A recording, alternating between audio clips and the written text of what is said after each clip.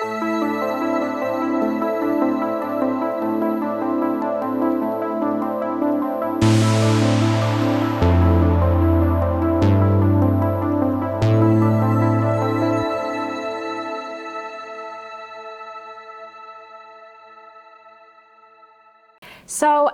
welcome guys, welcome. Thank you for coming here.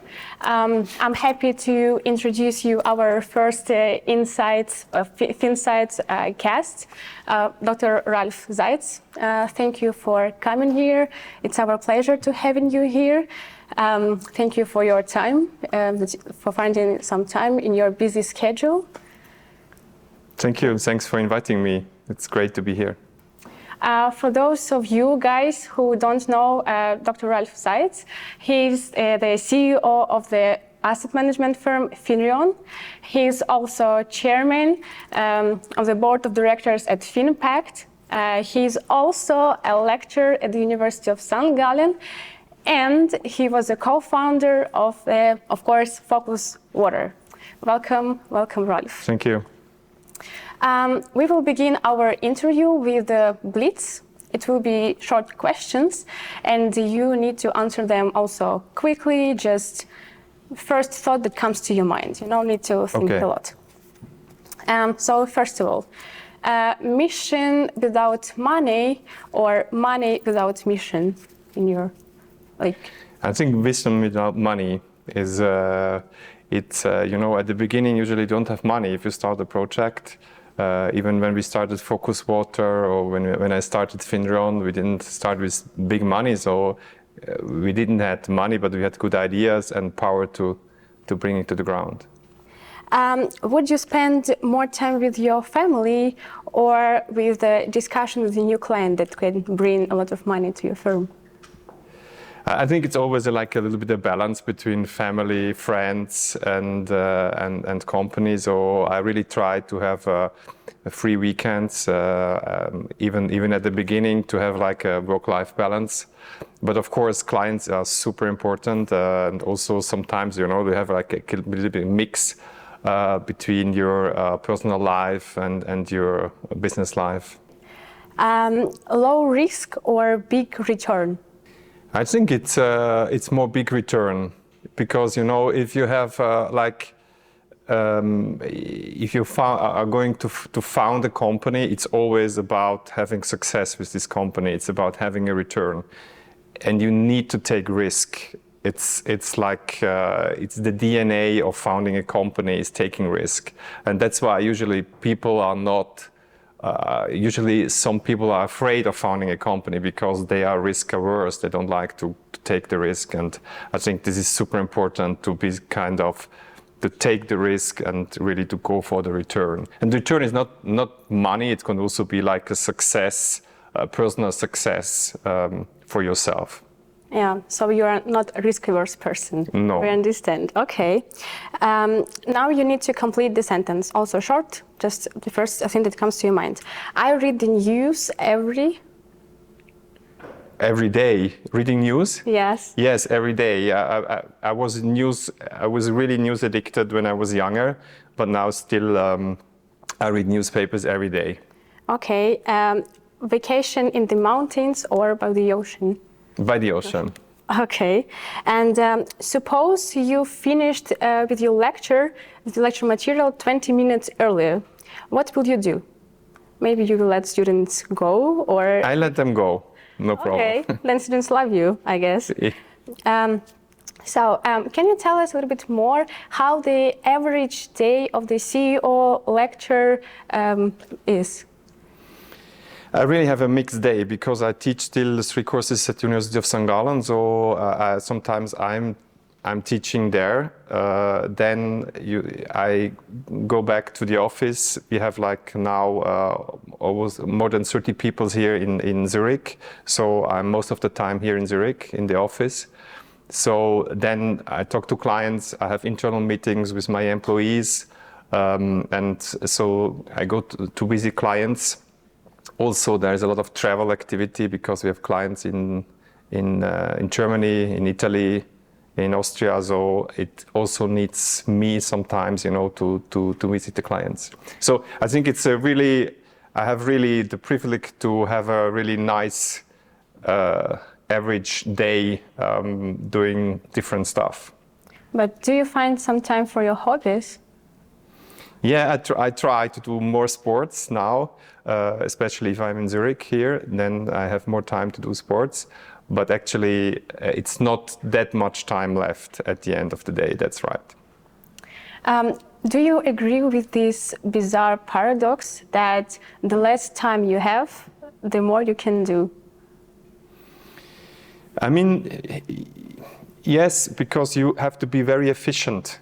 And this is also, I think when I am at work, I'm super efficient because I don't waste my time in the office, because if I want to do my work very efficiently, and then I can go home, I can meet friends, and I can do other stuff. But I think it's not good wasting time in the office time. You just to talk around and to a little bit to talk about whatever, what you have done in the weekend. So I try to be very efficient when I'm there.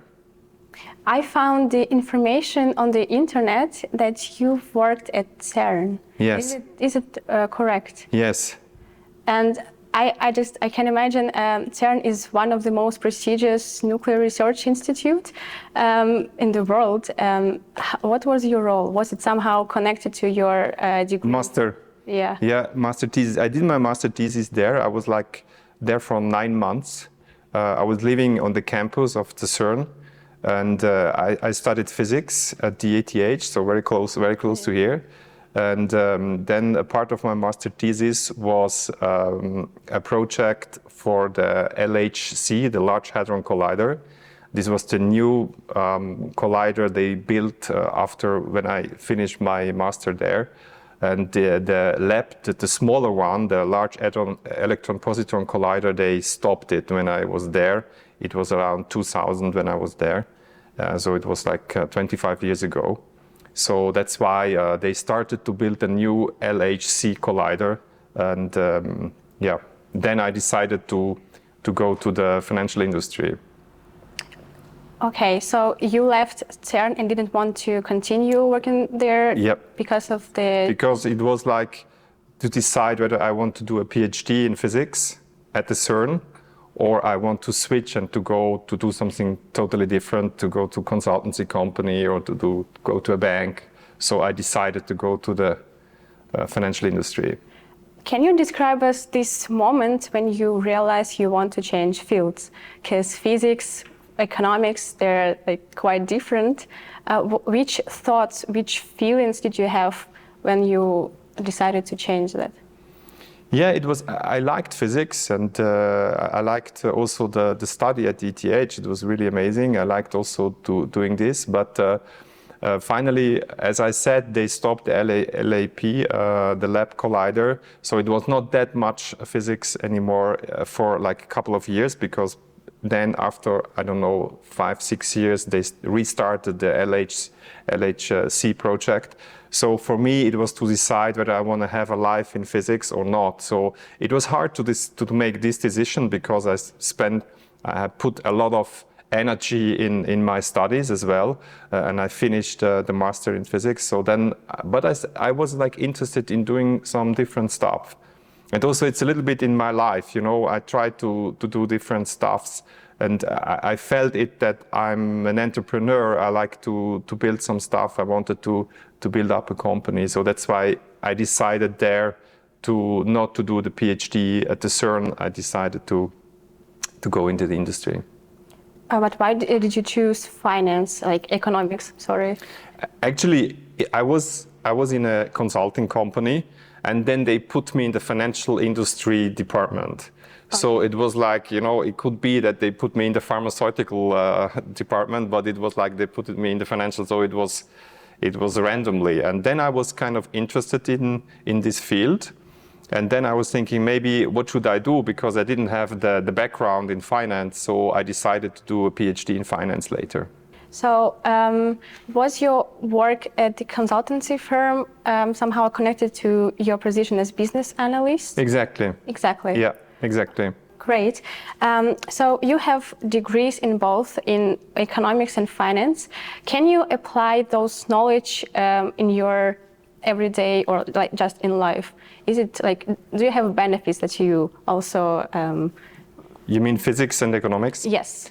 Yes, I mean physics, it was super good to do that. When I did my Matura, I wanted to do something very difficult. And it fascinated me, the nature and the law in the nature. So physics is super interesting to study. So I did this, and it was good how to think, how to think in models, how to have this strategic thinking. And then, of course, at University of St. Gallen, I did my PhD, and I learned all about capital markets, about portfolio theory, and so on. It was also very interesting to learn these different things. So, and in my daily life, I think I can profit from both. So it's super good to have this like more analytical education, what I had at the beginning of my career. And now I can profit from the economic part that I learned at University of St. Gallen. But does physics helps you to understand economics, like with physical laws and? I think not. No. I think not. At the beginning, I was teaching like derivatives, mathematical stuff in calculation of derivatives. Then it helped me a little bit to do the mathematical stuff. But economics is totally different to physics. In economics, there are not these kind of laws where you can say from A comes B and from B comes C. It's totally different. Okay, so you're now a lecturer at the University of St. Gallen. Why are you still teaching there? Can you call it as your hobby, maybe, or? No, I mean it's on one hand it really makes me happy, because always when I go home after teaching, I'm kind of happy because students are nice. They give me back some good energy. And this is one thing. And the other thing is, of course, I meet a lot of people. I have bachelor students. They write their bachelor or master thesis with me. Sometimes I'm the supervisor of doctoral theses. So it really gives me also an input what these researchers are doing. So I'm the supervisor of a master or PhD thesis. Then it gives me some new input about what's going on in finance and in economics. It's stimulating me also for my business, what I do with Finreon. And it gives, and third, I would say also it gives me contact to very good people. In my companies, I have many people that I met at the university. They are good students, good master students or good PhD students. So then I ask them, hey, you want to come to my company? And so it's a very good recruiting place to meet smart people. Okay, so you really profit from that. Yes. Okay, and you were also before that you've become a lecturer. You were an assistant professor at the University of St. Gallen, and at the same time you decided with your friends to found FOCUSWATER. Yes, it was 1 year earlier. 1 year, okay. Yes, it was 1 year earlier, 2008. We founded FOCUSWATER. Yes. Because the story is, I was in New York, 2006. I finished my doctoral thesis in New York. I was a visiting scholar at NYU in New York. And then I didn't want to get sick, I was a little bit, my nose was a little bit, so I was thinking, I cannot get sick now, because I had the deadline to hand in my doctoral thesis. I don't know, it was end of April. It was very cold in New York, and I didn't want to get sick. And then I saw that there is vitamin water. There have been kind of vitamin waters in the US. And I said, my God, this is a good idea. We don't have it in Switzerland, this kind of vitamin water. And in the US, this vitamin water was very artificial, and they had a lot of sweetener inside, artificial stuff inside, and not really that much vitamins. So I came back, and I founded the company with like more all natural stuff, no sweetener, really high intensity of vitamins. So this is why FOCUSWATER was born. But didn't you have a fear that water is really high competitive industry, and so especially this industry has economies of scale, so the more you produce, the lower costs you have? Yes, this is, everybody told me, why, Ralf, why are you going to do in the water industry? There are thousands of waters, nobody will survive. So, but I said, no, this is a super good idea. And you know, we had the proof from the US. In the US, it was super successful. And the original water was sold to Glasso for $4 billion US. At the time I was in New York. So I was sure we had kind of proof that people like this kind of water with a lot of vitamins and that is healthy. So I was sure it will be a success. And you founded FOCUSWATER with 3 your other friends? Yes, exactly. I can't imagine how difficult it is to found it by yourself, but how to found it with your friends, maybe it's even more difficult, especially when it comes to disagreements, and you need to find the right answer. Can you tell us about maybe the biggest disagreements you had and how it was resolved? Did anyone had final word? Yes, actually, this is a very good point, because at the beginning, you know, in FOCUSWATER, we have been 4 people at the beginning, 4 friends. So we had like 25% each. So it was equally distributed, the shares. And of course, we have not been always, we didn't have always the same opinion about where we should go and not. So it needed a lot of discussion. And this is why it went a little bit slow, the growth as well. On the other hand, with Finreon, I'm alone, so I'm the owner of the company, so it's very easy for me to make decisions. Of course, it goes very, very fast. So but of course, you always have the decision on your own shoulders. So that's why a little bit it's an advantage and disadvantage. But of course, we had this kind of discussions, because somebody wants to have another, I don't know, another flavor, another marketing story. So it was like a lot of discussions at the beginning. But did this make your relationship stronger? Yes. Yeah. We are still very good friends. Still talk to each other almost every day, so we still have very good connections. Okay. Yeah. And you sold FOCUSWATER to Rivella in 2019. Was it a difficult decision to you, and why did you decide to sell your baby company, first company? Actually, you know, it was like we have been at a point where the company was growing, but we needed to.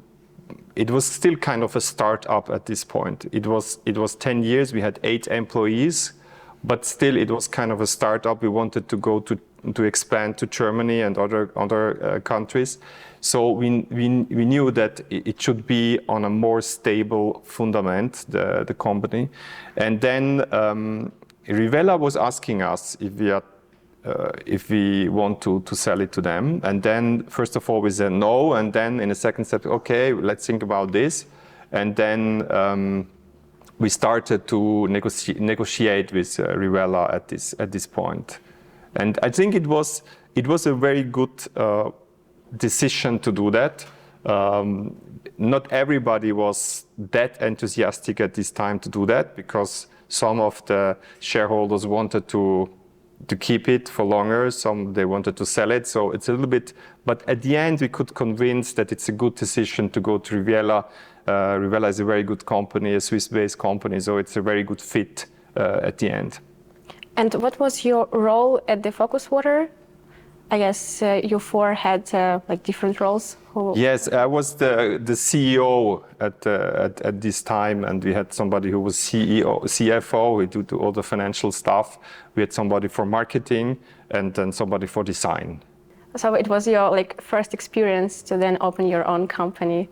Yes, exactly. Okay. And it was very good because, you know, we went to. easy on also on my own. I went to the shops. I tried to sell them. I went to Migros, to Coop on my own and tried to sell them the product that they put it in their shelf. So it was really on the ground. We really did a lot of personal power put into this project. We actually did something like that, trying to promote our interview. So yeah, it's something that's familiar to us also. Yeah. Now moving to Finreon, how did you decide to open your company in finance? Didn't you have self-doubt that you have too little knowledge, too little practice, or any other doubts? No, I never had doubts. This is really, I really wanted to do that because I was assistant professor 2009, and then I had the chance to found the company.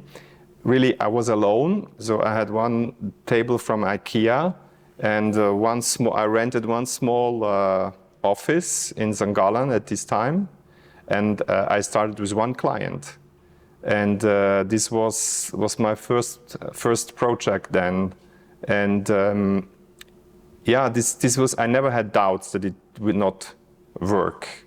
I was sure that it will work. It's just I just knew that it's step by step. I had this first branch that I was a little bit trying to have a cash flow at the beginning, and then try to increase other projects around this. And how did you find your first client, if it's not a secret? I knew him already from St. Gallen. This was my first client. Okay, so friends, that's all we have at the beginning. Yeah. Finreon is connected to the University of St. Gallen. There is Finreon is spin-off of the University of St. Gallen. Can you tell us what does that practically mean for the company? Does the University of St. Gallen impact Finreon somehow, or the opposite way? Finreon is a spin-off of University of St. Gallen, so that's why there is an official spin-off label from the university. So there is, you have to, I think you have to be, at the time of founding the company, you have to be employed by the company, by the university, I think so. So there are some rules that have to be fulfilled to get the label of spin-off of University of St. Gallen. And Finreon and also Finpact, they have this because we have a close relationship to the university. And for us, it's good because we have this exchange with the university, with students also, and this is kind of important for us to have this academic fundament as well. Okay, so this spin-off label is for making like people trust that you do research. Exactly. Okay, so Finreon focuses now primarily on decarbonization of portfolios, and am I right? Not only. So we have like different investment strategies. So we have like 7 billion assets under management with hundreds of pension funds that are our clients. So what we are doing basically for equities and for bonds, we have developed investment strategies like funds or strategies within funds or mandates. So the pension funds or any institutional clients, they give us the money and we allocate the assets with our methodology. So that's basically the business model of Finreon. And this is all the ideas, they have been from the clients originally. So we always ask the clients what you want, and then we developed new investment strategies. And one of the strategies is decarbonization. So this is one very big strategy we have, that we try to decarbonize investment portfolios, that the carbon footprint of an investment portfolio is much smaller than before. But we have other ones. We have volatility strategies, we have diversification strategies, we have strategies that are controlling the risk on, risk off strategies. So we have different strategies, but decarbonization is one of our latest innovations. And I wanted to talk a little bit more about it. My question is, why did you decide to create this sustainable solution? Why is this important to you, to Finreon? Or do you follow the trends maybe? Or Actually, it was also a need of the clients, because clients, they ask for this because they want to decarbonize. And, you know, at this time, they ask us how we can do that, how we can decarbonize our portfolio, because at this time, this was like before Corona crisis, like 2019, 2020, they asked, one way what we could do, we could just sell the stocks of high emitting companies, of brown companies, to sell it, you know. But the problem, if you sell the brown companies, somebody else is going to buy it, you know. You do not reduce the carbon emission in the atmosphere. So just putting out brown companies of your portfolio does not really help the climate. And then this was the question, how can we do that? To, first of all, to reduce the carbon sensitivity, to reduce the CO2 risk within a financial portfolio, and on the other hand, also to have an impact, meaning that to enable that the CO2 emissions in the atmosphere are going to be reduced. And I saw your interview where you said that there are 3 motivations for investors to invest into sustainable companies, so to say. It's risk, return, and contribution to the world. Can you tell us more about risk and return? Because you've said that risk will be minimized. And what about return, especially while they have positive correlations, so the higher risk, the higher return?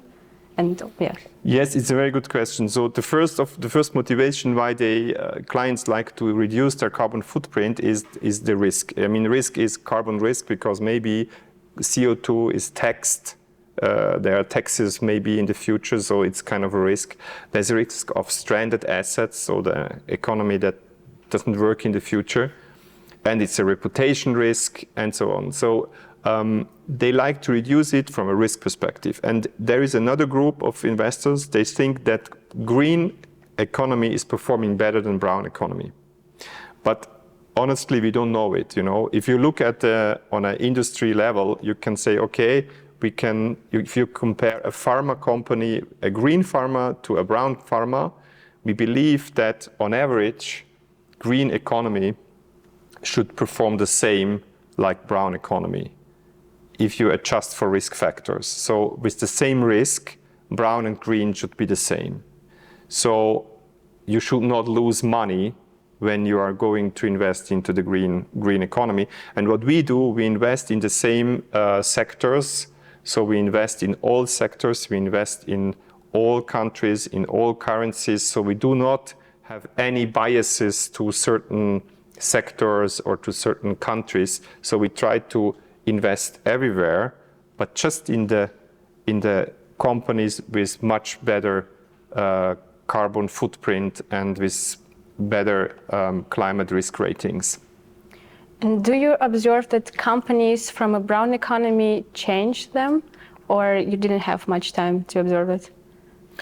Yes, we see that there is a lot of improvement, and for us it's important that we want to give the money also to companies that are on the transition, you know, because, you know we need all the goods like airlines and stuff like this. It's not possible to say, no, we don't invest in airlines, we do not invest in certain industries, because basically the economy needs all kind of industries. And the idea is to give the money, equity or debt, to companies that are better than their peers. And especially for companies that are on the transition, that these green companies, the climate leaders within their industry, that these can improve over time. And basically it's better to give the money and to engage with a company that has now pretty high carbon emissions, like say 400 tons of CO2, But it's better to bring a company from 400 tons to 200 tons than, I don't know, a company that is still green, it's green, and you bring it from 5 tons CO2 to 4. You know, your decrease is only 1 ton. And if you can manage to bring a brown company from 400 to 200, it's much better. So this is our approach, that we want to really push the brown companies that are on a good way, that they can improve and lower their carbon emissions. You once said that investors don't change the world, companies do. Yeah. But can I say that Finreon changes the world? I mean, we do not directly change the world. I mean, this is also the title from an academic paper, that investors do not change the world, companies do. It means that it's an indirect impact. As an investor, what you do, you invest into stocks and bonds and real estate and so on. But basically what you do, you allocate risk premia, equity risk premia, credit risk premia, interest rate risk premia, illiquidity premia. So it's an allocation of risk premia. And you cannot take out the carbon directly from the atmosphere.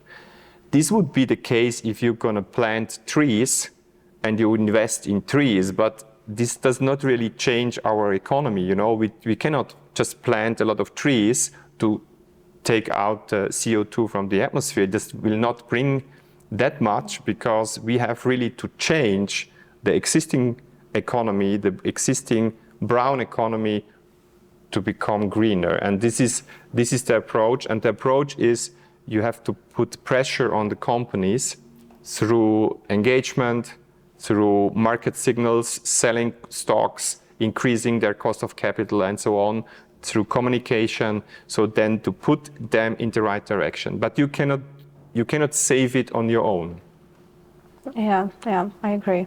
And moving to Finpact a little bit, I've checked and I find out that only 5 out of 15 employees at Finpact are not connected to Finreon.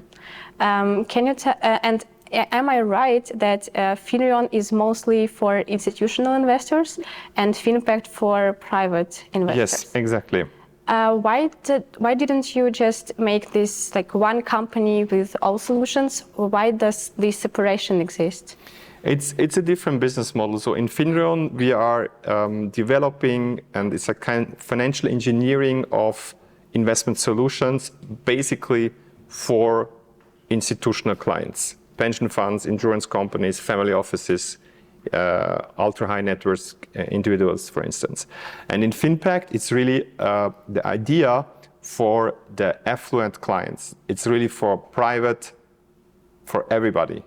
And it's a digital solution that everybody can invest in Finpact.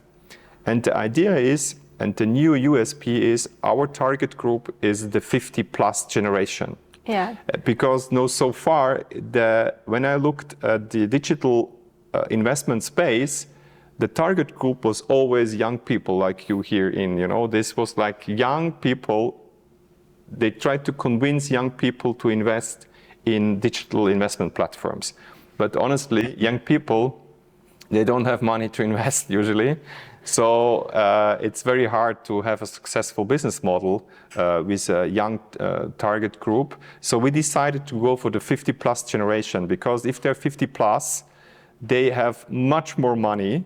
And what we have seen also, they like also to have this kind of digital investing. And in our platform, it's all digital. You can make an onboarding completely digital, but still they can call us, they can still have a video call with us, they can still visit us in our office. So some people want to have interaction physically, and that's also no problem. So we have this, and this works super good. So you don't think right now about expanding your focus on more young people, like 30, 40 years old? Of course, everybody can invest in Finpact. It's no problem. So everybody can bring the money, even if they are younger, for sure. But I think for us, it was the target group is 50 plus. So we try to really to do everything also from a marketing perspective, also the offering, the products are especially for older people. And this is what we want. And also we see it, the average asset that a client is investing with us in Finpact is much, much higher than on average digital solutions are doing. Oh, that's great. Yeah, so that's why our target group is totally different. Okay. So you're a CEO and you need to manage people.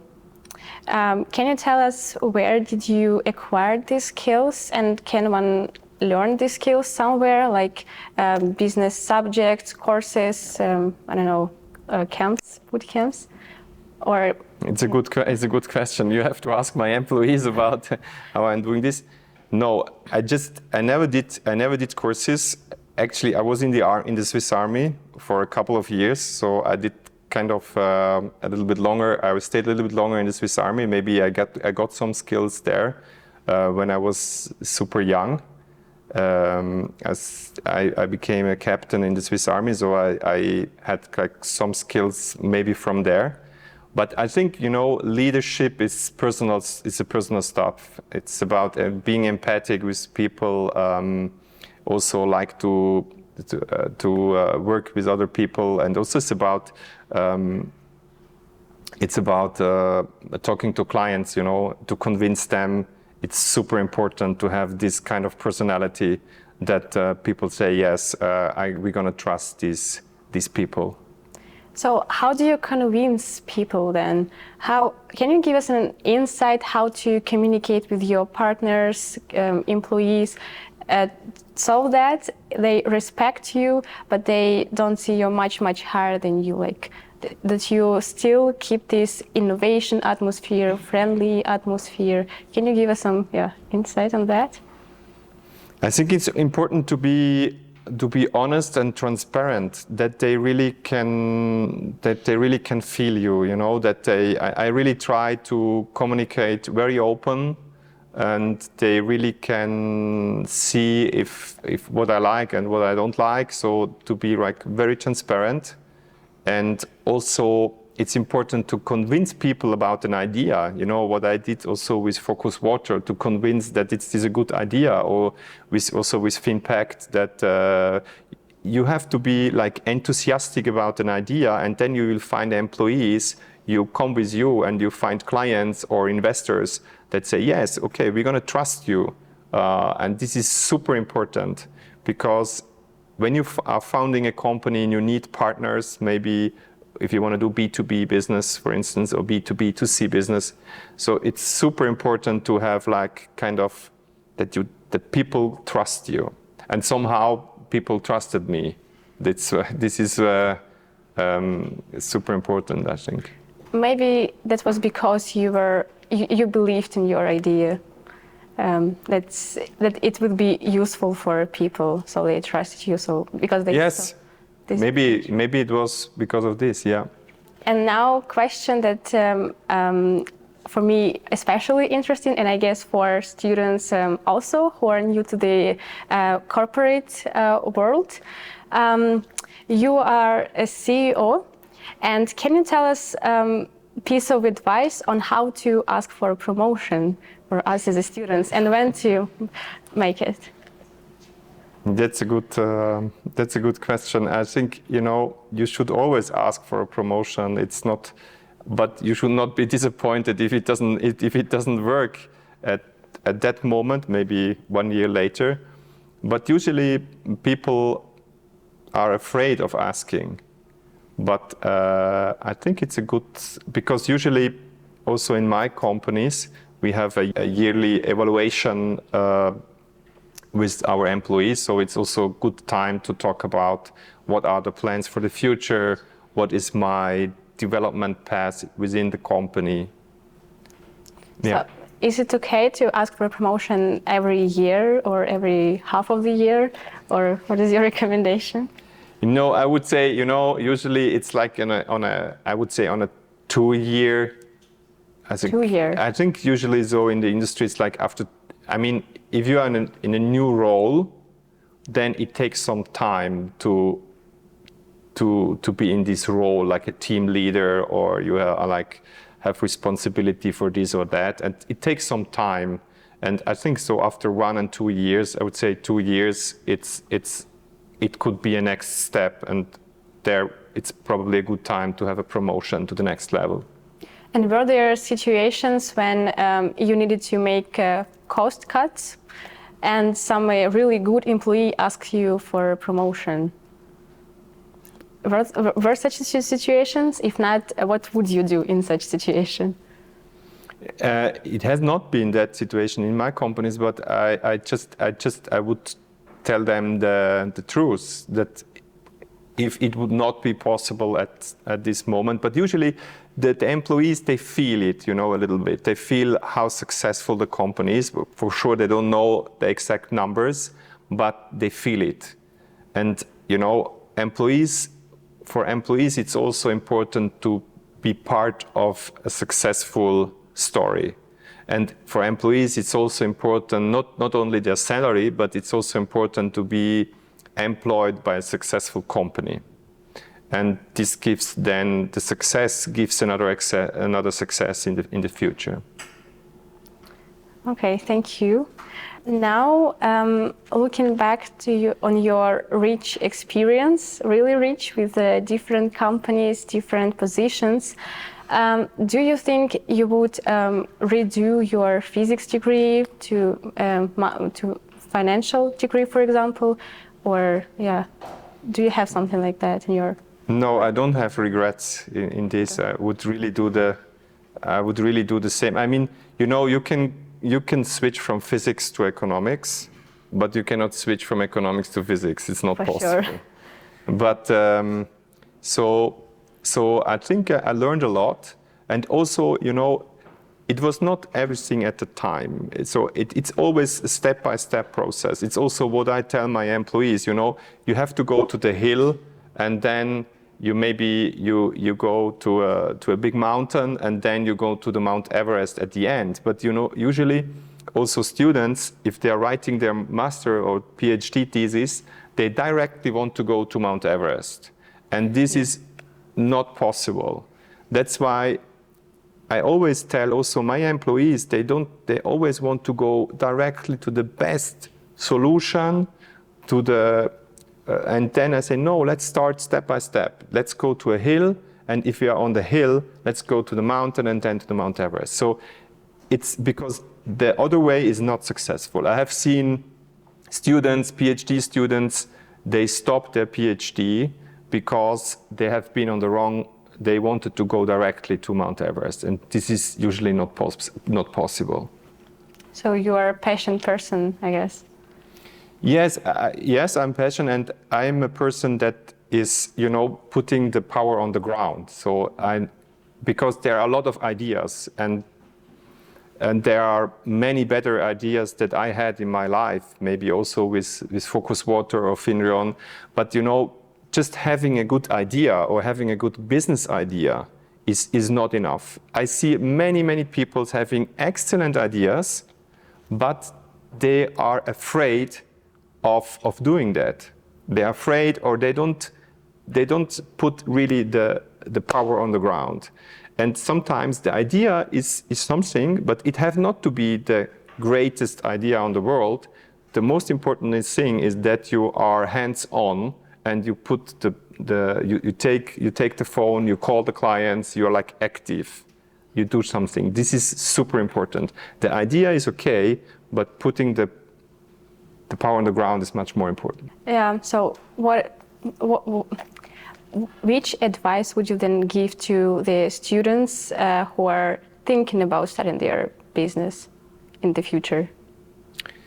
It's exactly this. I think this is super important, not to be afraid to do that, and also to keep the cost very low at the beginning.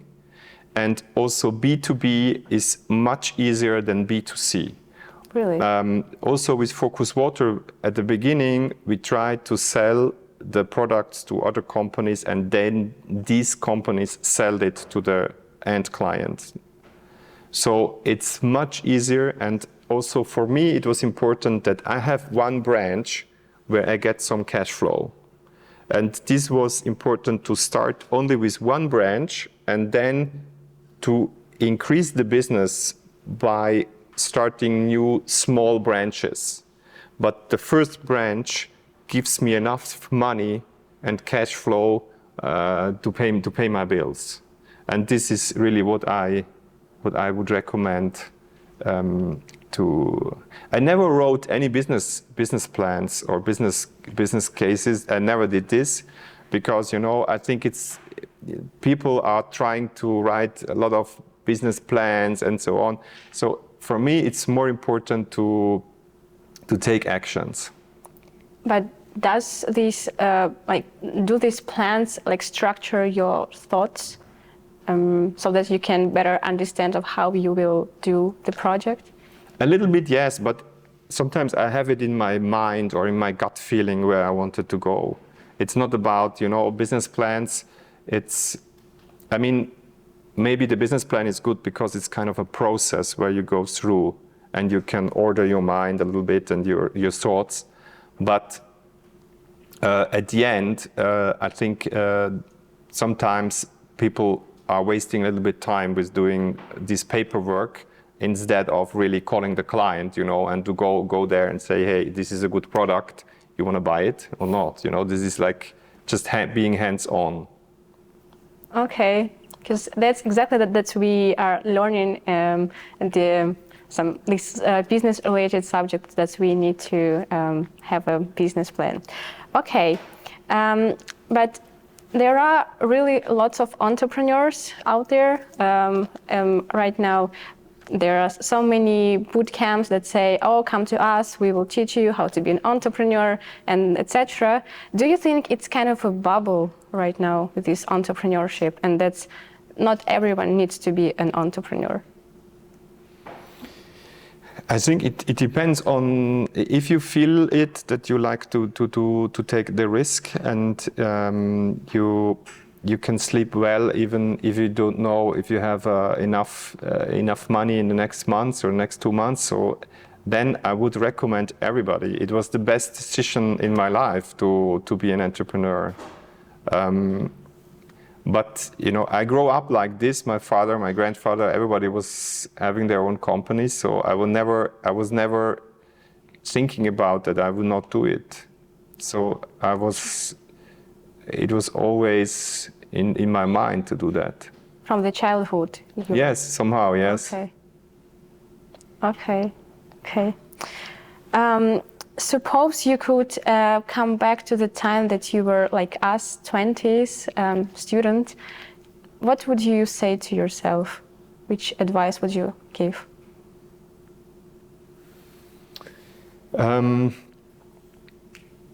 Yes, maybe to enjoy a little bit more. When I was younger, I studied at ETH. I really was very disciplined, and I really I would enjoy life more a little bit because time passes so fast, and I think I would, you know, it's like consumption. It's like you have to do it like the trade-off between saving and consumption. It's about probably optimal to do it, smooth it over your lifetime a little bit, and it's also about enjoying life. You should smooth it a little bit over your lifetime.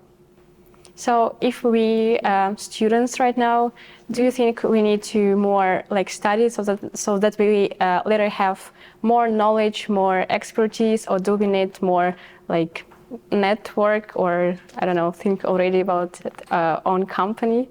Or what would be your advice? I think the personality is super important.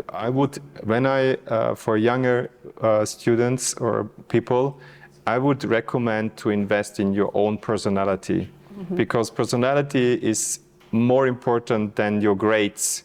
Of course, you have to have enough of the grades, but I think it's more important to have a personality that helps you to make good decision in life, and also to attract good and interesting and nice people in your life, because it's all about the interaction between people, clients, employees, friends, family. So if you are able to do that in a good way, it's super important to spend in your personality, and this is probably more important than everything else. Can you recommend us a book that probably changed your life after reading? It doesn't come one book into my mind that really changed me. Okay. I think it's important to have to read and to get a lot of good information. And these days it's also, I mean it was always like this, to decide what is a good source of information and what not. So I think to make this decision, what books really helped me, and this first decision can help. And what does keep you motivated every day? Do you have the mission? Do you have this Everest to which you want to come? No, not the Everest. I mean, I'm still interested in to be an entrepreneur, to also to found a company. Maybe I have some other ideas in mind what I wanted to do in my life. But still, I'm super happy what I do with Finreon and with Finpact. So there are two good and successful companies. I like to talk to my clients and employees, so I'm happy. And maybe if I have more time, I would teach a little bit more. I would do more academic stuff. But at this time, it's not possible to do that. But yeah, and maybe also to do it more internationally a little bit would be also a good idea. So maybe we'll see you sometime as a CEO of the one more huge company. I don't know, huge. I'm interested in chocolate production. So I'm thinking a little bit out about this. For Switzerland, there are not that many successful Swiss brands internationally, and there is some space for having a successful Swiss chocolate brand. But I think I'm originally from Ukraine, and Lindt I saw everywhere, even in Ukraine. So. Yes, Lindt is one, then is Lederach. Yeah. These are the two international Swiss chocolate brands. But if you compare it to watches, there are dozens of Swiss watches, different brands. But for chocolate, it's only Lederach and Lindt, basically. And then there are much smaller, not that international brands. So our idea is to have some investments in this, maybe in the future. Then we wish you luck, a lot of luck, and we hope to see you sometime there. Do you guys have some questions to Dr. Seiz? Yes? You want to make vitamin chocolate or?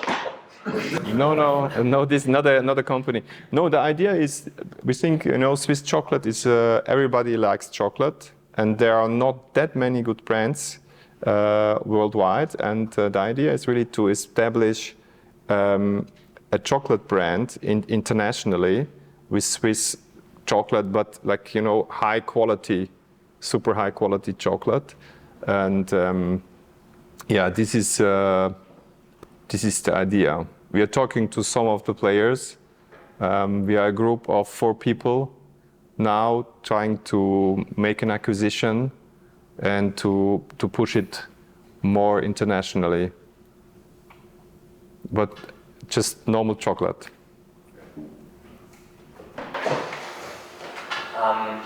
Just a quick question: How did you acquire your assets at Finreon? What were your first steps? How we get the assets? Yeah, it's a huge sum in my opinion. And what were your first leverage that, like acquiring these sums? Really, what we do is we make lunch events or breakfast events. So we really invite the investors to come at our events, and then later we call them. We make meetings. We make hundreds of meetings every year. So we really try to convince them about our solutions. It's all about, because investing in money, it's not like buying a car, because if you're going to buy a car, it's a red car, the car has this shape and so on. If you invest in investment product, you don't know what is the return in the future. So it's all about giving the trust to the people who give you the money to make the investments. And yes, 7 billion, it's a lot of money, but we still, it's about every day talking to clients and try to convince them to make the investments with us. One further question. How did you select your clients? Like, which qualities were you looking for? Clients? Yeah, which qualities were you looking for? How was the selection process for your potential lunch guests? This is, pension funds, for instance, pension funds, family offices, then also ultra high net worth individuals. So we invite them, insurance companies. We invite them to join our seminars, and then of course we try to make a meeting with them afterwards. And how do you get into touch with them? Like just call in the family office or? Yes, calling, writing emails, writing letters. Just normal, yeah. We just call. Usually we just call. We send an email, we send a letter, and we try that they participate. Okay, thank you very much. Yeah.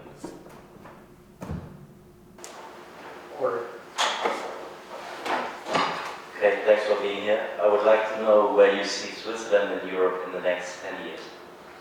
Europe, yes. Also now the US economy is doing much better. That's why also the inflation is still pretty high. In the economy in Europe is not so good. That's why inflation probably is going down, and maybe the European Central Bank is able to cut the interest rates earlier than the Fed in the US.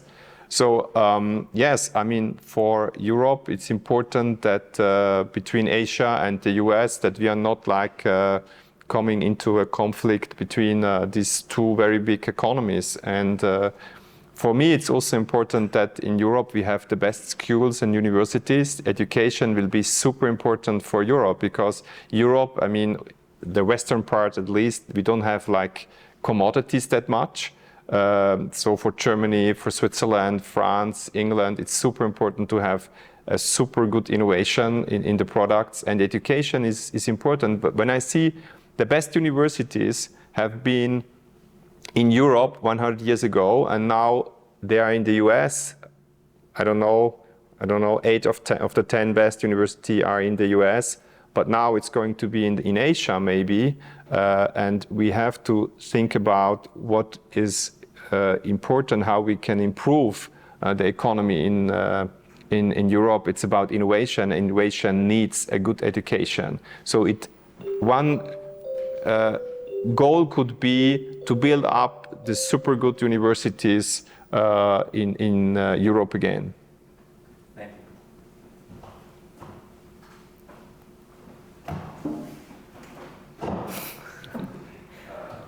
Historically stated that you are not a risk-averse person. However, in the asset management industry, you have seen examples of how fast it can go downhill if you are too risky.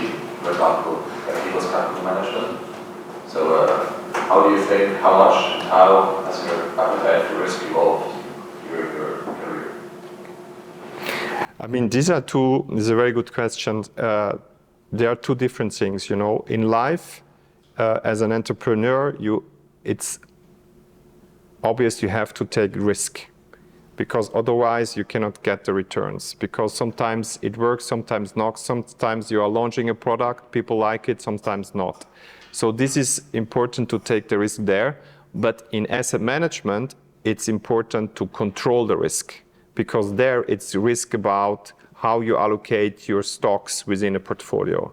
And in asset management, I'm like normal risk averse, like normal people. But also, you know, with asset management, it's just you can earn money like, I don't know, you have a return of like 3, 4, 5%, 6% per year.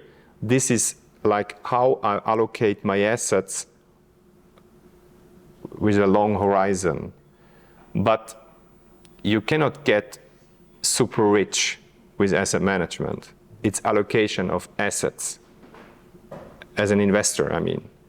But as an entrepreneur, the risk-return profile is totally different. Then you take the risk, and if you are lucky, you have a much higher return. But it's not about asset management. Asset management is allocation of having a diversified portfolio of, I don't know, 500 stocks. So you have talked a lot about money, and obviously you are very successful. You just said for an entrepreneur the return can be quite high. So the last couple months, obviously there was a lot of drama in the finance industry as a big number was revealed from a certain CEO. You yourself as a CEO, what would you say personally is enough money for you to have, and are you still in the game for yourself and for your financial needs, or right now I'm assuming you have quite enough, are you in the game to just to have this impact? And then are you allowed to disclose any numbers about the Rivella deal? Not about the Rivella deal, but I mean, you know, salaries of employees, I think, you know, there are some industries, and even in the financial industries, where salary are, in my opinion, much too high, you know. Because, you know, if the CEO of a bank is earning so much money, it's also, you know, for all employees, it's kind of a signal. And for me, these kind of salaries are far too high. But if somebody is an entrepreneur and he has a patent on something, or he has a good innovation in a technology, and he sells a good product, I don't know, a good new roboter, a good new, I don't know, innovation in the pharmaceutical industry, and they have a blockbuster, and everybody going to buy this, or software, anybody, well, you're going to use it like, I don't know, like Google or Facebook or and so on. So then it's okay if they earn money as an entrepreneur. That's okay for me. That's how it works. But the incentives for employees to have such high salaries, it's probably not healthy for the society and also for the economy.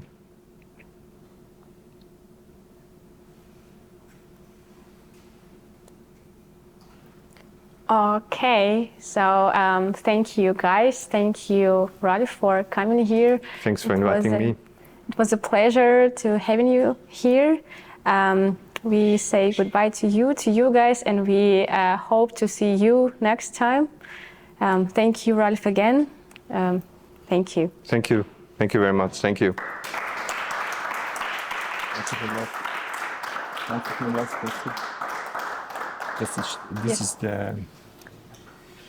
This is even here the birthday of my daughter here. Really? Yes, this is in this number here. Okay. Yeah. Wow. Oh. Yes. So this is what, because you have to decide, you know, this code. Yes. You can decide some numbers. 76 is for Switzerland, and then you basically buy like I don't know, 1,000 of these, and then you can decide which one you want for your product. And this is still, it's owned by Rivella, but this is a funny story. Yeah.